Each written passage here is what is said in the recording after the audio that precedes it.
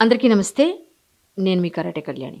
ఈరోజు ఎక్కడ చూసినా హీరో 'శివాజీ' గారు చేసిన వ్యాఖ్యల గురించి మనకు చర్చనీయాంశంగా మారిన డిబేట్లు జరుగుతున్నాయి ఏ ఛానల్‌లో చూసినా. ఎందుకంటే ఒక ప్రముఖమైన హీరోని, ఆ హీరో ఒక ఇండస్ట్రీ పర్సన్‌గా ఉండి, ఇండస్ట్రీలో ఉన్న లేడీస్ అదే హీరోయిన్స్ వాళ్ళందరూ చీర కట్టుకొని రాంగానే అమ్మాయిని చూసి వేదిక పైన 'సావిత్రి గారు, సౌందర్య గారు' అని మాట్లాడుతూ, అలాగే నా తల్లి, నా చెల్లి అందరూ కూడా నాకెప్పుడు పూజ్యనీయం, ప్రకృతి అన్నట్టుగా మాట్లాడుతూ మధ్యలో 2, 3 పదాలు మాత్రం అభ్యంతరకరంగా మాట్లాడారు. అది కొంచెం చర్చనీయాంశమైంది. ఆ పదాల్ని ఆయన మాట్లాడినందుకు వెనక్కి తీసుకోవాలని మేమందరం డిమాండ్ చేశాము. చేస్తూనే ఉన్నాం. అన్ని డిబేట్‌లో మాట్లాడాం. కానీ సరైన టైంలో ఒక నాటు మనుషులకి నాటుగా చెప్తే తెలుస్తుందేమో అన్నట్టుగా ఆయన నాటుగా చెప్పారు, ఘాటుగా చెప్పారు. కానీ మంచి సమయంలో మంచి టైం చెప్పారు. ఇప్పుడు జరుగుతున్నది అదేనండి. తెల్లవారు లేస్తే ఇన్‌స్టాగ్రామ్‌లో ఓపెన్ చేస్తే రీల్స్ చేసుకొని పిచ్చి పిచ్చిగా అర్ధనగ్నంగా బట్టలేసుకొని ఇష్టం వచ్చిన విచ్చలవిడిగా రెచ్చిపోతూ ఉన్న యువతని మీరెందుకు బ్యాన్ చేయమని అడగట్లేదు ఇన్‌స్టాగ్రామ్?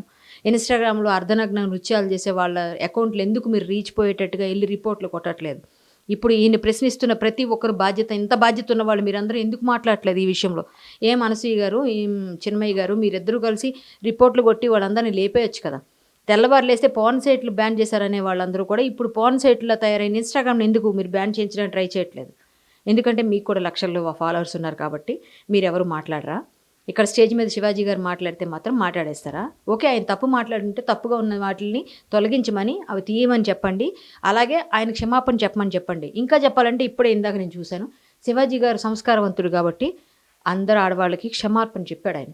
అదే వేరే వాళ్ళైతే నేనెందుకు జెప్పాలి అని అనకుండా, ఆయన కరెక్టయిన మనిషి కాబట్టి, భారతదేశం అంటే గౌరవిస్తున్నాడు, స్త్రీకి గౌరవిస్తున్నాడు, నా తల్లి ప్రకృతి అన్నాడు కాబట్టి, క్షమార్పణ జెప్పాడు. ఇప్పుడు ఆయన అంత ఎత్తున పైన ఎక్కడో కూర్చున్నాడు. మీరందరూ ఎక్కడ కూర్చున్నారు? మీరందరూ ఎక్కడ కూర్చున్నారు? మన భారతదేశ స్త్రీకి సంస్కృతి సంప్రదాయాలకు పుట్టినిల్లైన, ఆలవాలమైన మన భారతదేశానికి ప్రతీకగా ఉండి, ప్రతి సంస్కృతి మన సంస్కృతిని ఇష్టపడి అవలంబిస్తున్న పాశ్చాత్యులందరూ ఇక్కడ మారి సాధుసంతులుగా మారుతున్నారు. చీరలు కట్టుకుంటున్నారు. ఈ మన సంప్రదాయం ప్రకారంగా పెళ్ళిళ్ళు చేసుకుంటున్నారు. మనమేమో వాళ్ళ బట్టలేసుకొని సగం అర్ధనగ్నంగా చేసుకుంటూ, పిచ్చి పిచ్చిగా పిల్లల్ని రెచ్చగొడుతూ, యువతను రెచ్చగొడితే, మీరు వేసుకొచ్చే బట్టలను చూపించడానికి నేను నా కొడుకునో, మా తమ్ముడినో ఎవరైనా పట్టుకొని బయటికి రాగలనా? మీరేసుకునే బట్టలను చూసి అసహ్యపడిపోయి మొహాలు తలదించుకొని వెళ్ళిపోతున్న నా పక్కనున్న నా పిల్లల్ని చూసి నేనేం సమాధానం చెప్పాలి? అంటే సినిమా ఇండస్ట్రీ అంటే విచ్చలవిడితనమా? స్వేచ్ఛ అంటే స్వాతంత్రం అంటే ఏంటి? ఇష్టం ఇష్టంగా బట్టలేసుకుంటేనే స్వేచ్ఛనా? ఇష్టం వచ్చినట్టుగా నోటు దురుసుగా మాట్లాడితే బూతులు తిడితే బిగ్ బాస్‌లోకి తీసుకుంటారని మాట్లాడడం ఆడవాళ్ళ స్వాతంత్రమా? ఇది కాదు కదా మనం చెప్పాల్సింది. మొన్న మీ అబ్బాయి ఒడుగులో మీరు పట్టు చీర కట్టుకొని కూర్చున్నారు గానీ, పిచ్చి డ్రెస్ ఏసుకొని కూర్చోలేదే మరి మీరు? మరి మీకు సంస్కృతి సంప్రదాయాలు తెలుసు కదా!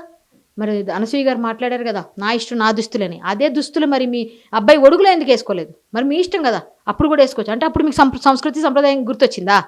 అంటే అప్పుడు తెలిసిందా భర్త పక్కన ఎలా ఉండాలో? బయటకొచ్చేటప్పుడు మాత్రం నా ఇష్టం నా దుస్తులని ఎట్లా పోస్ట్ పెడతారు? మనం అడవిలో లేం. మనం సమాజంలో ఉన్నాం. సమాజాన్ని చెడగొట్టే బాధ్యత తీసుకోకూడదు. బాగుపెట్టే బాధ్యత తీసుకోండి. మీరు కూడా మంచిగా మాట్లాడండి. ఇప్పుడు ఆయన క్షమార్పణ చెప్పాడు.